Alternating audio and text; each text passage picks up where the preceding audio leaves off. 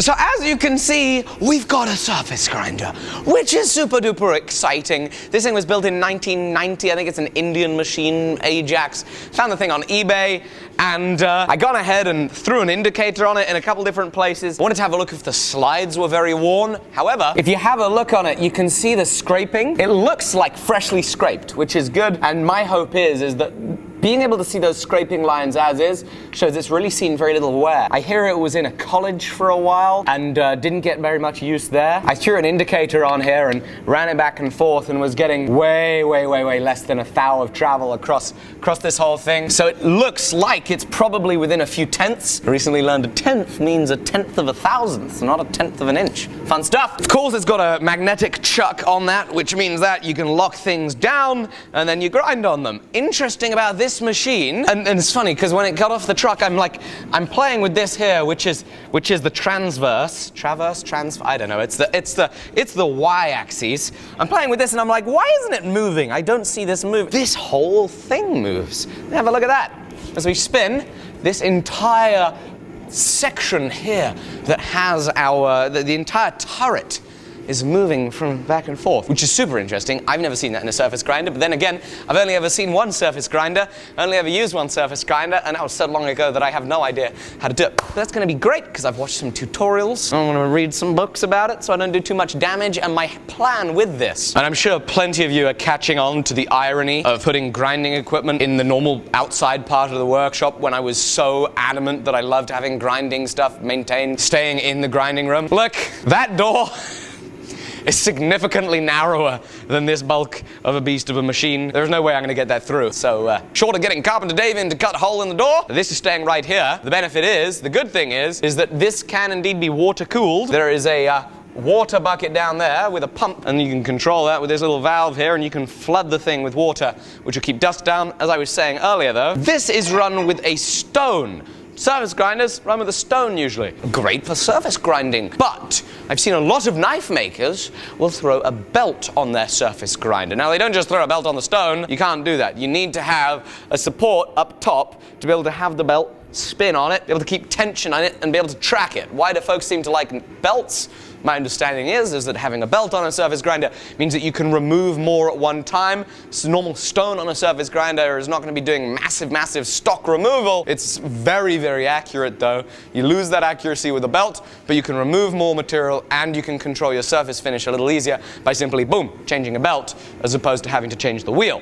Now, on a lot of surface grinders, it's really difficult to make an attachment to be able to run the thing on belts. Have a look at this. This up top here is the diamond wheel dressing fixture, right? Awesome. That's fun. I don't know if a lot of surface grinders have that. And notice how that's bolted on. That is bolted on into the meat of this head. It's just like 4 holes. I don't have to make like a sleeve to hold onto it. All I'm gonna do when I make the attachment, which we will do, and that's gonna be a video series here on the channel, so subscribe, is we're gonna pull off this wheel dressing attachment, and we're simply gonna make an attachment that goes into those hole centers, pull the wheel off, make an arbor that's gonna be able to fit this hard contact wheel that I have. Have a listen, it's very hard plastic. I don't know what duro meter of hardness it is, but it's up there. So we're gonna be able to throw that on there, and this bad boy is just going to sing. And it'll be very nice, both on belts and on wheels. Pretty fun, pretty fun. If you're unfamiliar with how a surface grinder works, you go side to side with this, you go in and out with that, and this here controls how far down this is going. And in terms of the accuracy of this thing, see there's about 3/16 of an inch of spacing between each graduation here. So each little graduation here is 2/1000ths of a millimeter, which is less than 1/10,000th of an inch, which is crazy. So supposedly you can be very accurate with this. It's not into power just yet. I'm still waiting on some cable to arrive so I can wire it up. We're gonna wire it up to back there. It's gonna be pretty exciting to use this. Add this to the arsenal of equipment here. What is the type of stuff that this is gonna be able to work on? It's going to be able to work on, for example, I made up some Damascus for that folding knife project that I've been working on. Flattening that all off on the mill there, very difficult with a magnetic chuck like this, especially such a big one. This is a 20x8 magnetic chuck. We'll be able to slam that thing on there, plane across it, remove a lot of material with a pretty good degree of accuracy. Not only that, but in the actual making of the knife itself, there are a lot of times where I had to do a lot of hand sanding to try and get things flat, and I wasn't able to really get stuff parallel. I could only get it kind of flat, and still hand sanding things is a difficult way to get things really flat. Well, here is how we can mechanize the process. When we have a very flat object that is going to be able to stick down on the magnet, we can indeed flatten across it, here with a stone or with a belt, and it should be really, really quite wonderful. Of course, when the guys delivered it, it didn't have any hydraulic oil there in the bottom. Thankfully, the people I bought it from put that in some containers, and I was able to pour it back in, so it's got the hydraulic oil, and apparently it's pretty new. Who knows? Difficult to say how much use this machine's had aside from the limited wear on the ways. But of course, that could be a factor of two things. That could be either it's been oiled really, really well and well maintained, or it's just not been used a lot. I like to think of both. That'd be nice. As I said, I threw an indicator on it, kind of ran it back and forth a few different ways, and didn't see too many issues. You will, of course, notice this this magnetic chuck here. This is pretty worn. This has rust on it, you know, which is affecting the finish of it. It's got scratches on it. It's old, but that's fine. As far as I understand, a relatively common practice with surface grinders is indeed to dust off the top or grind the top of the chuck. Of course, those stones they wear, that's what this is for. That fixes that across the top. And aside from that, this is just going to be a really good, fun piece of equipment to learn how to use and make this workshop more dusty. So thank you very much for watching. I hope you've enjoyed this little update clip. I'm away from the shop right now, and so I'm just dropping in to say this. Remember Thursday, Liam Hoffman, Alec Steele collaborative sword, Egyptian KOPESH, up for sale, 5 p.m. Eastern Standard Time, Thursday the 25th of January. If that's today, you better hustle on over to hoffmanblacksmithing.com. Follow us on Instagram so you can stay up to date.